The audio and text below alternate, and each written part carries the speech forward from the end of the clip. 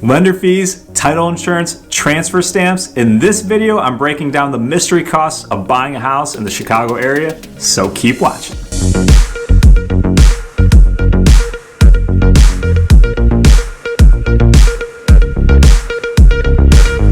What is happening, everybody? This is Austin Weiss. I'm your reliable resource for everything real estate related here in the Chicagoland area. If you're brand new to this channel or returning, make sure to hit that subscribe button or tap that bell so you don't miss out on any of my future videos.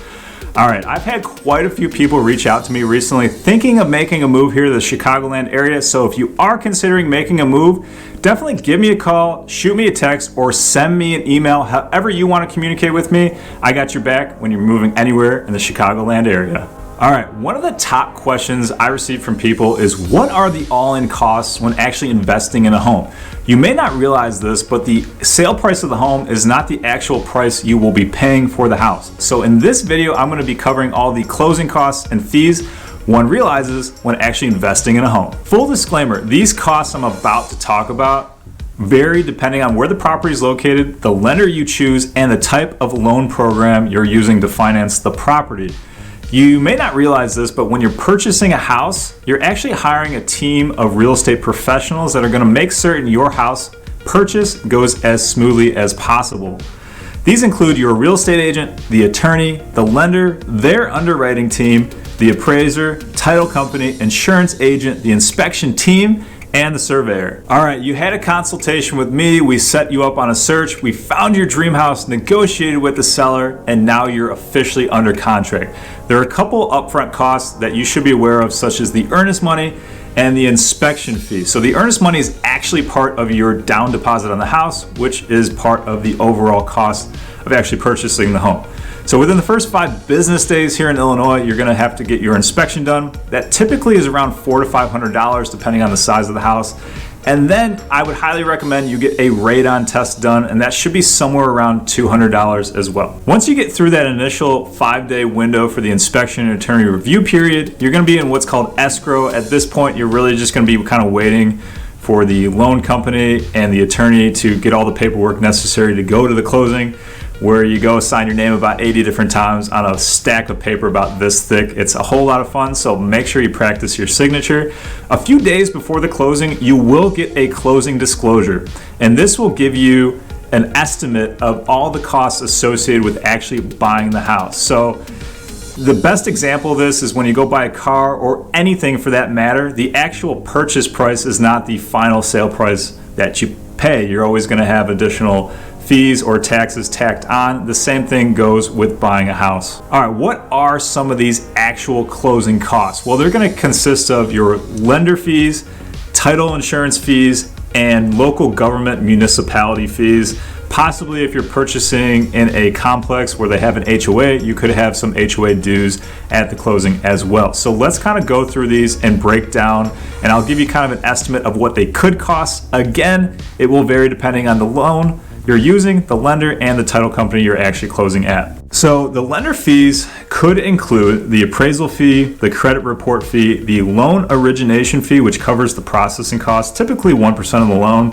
the loan discount paid to lender for a lower interest rate, which could save you thousands in the long run. Typically people that have a lower credit score will want to do this in order to get a lower interest rate. PMI premium, so if you're not putting down 20% or more, you'll be having to pay for mortgage insurance monthly and an upfront cost. For FHA loans, it's about 1 3/4% of the loan due at the closing. And then escrow accounts, so future tax payments and insurance payments, they're going to want to get a few months upfront tacked onto your monthly payment for your mortgage. And then prepaid interest fee, which covers interest from the date of purchase to the date of the first payment. So the mortgage company is going to want to get interest for covering your home purchase up until your first payment that way.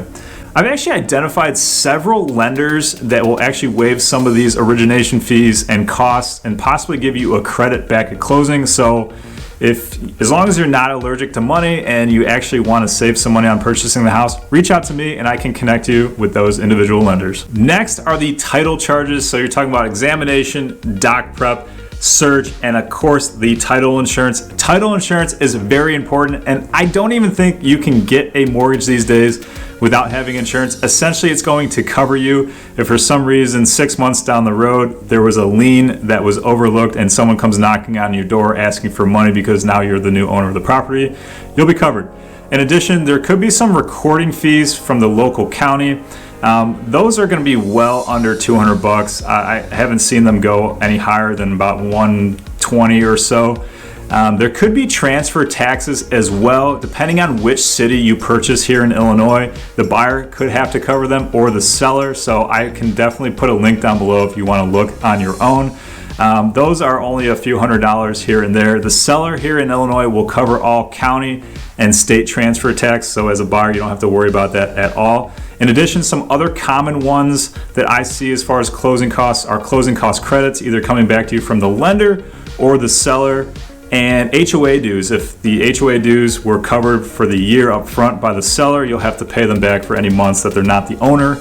And the same goes for any property taxes. You'll have to pay them back for anything that they've covered for that year and they're not the owner of that house anymore. To give you a better sense of what the actual breakdown of these costs will be, I will put a link down to one of the title companies I use frequently. You can put in the house address, the possible purchase price, and it will give you an estimated breakdown of what each one of those things I previously talked about would be. A simple rule of thumb for conventional loans, I would estimate that the closing costs are going to be somewhere around 2.5% of the total purchase price.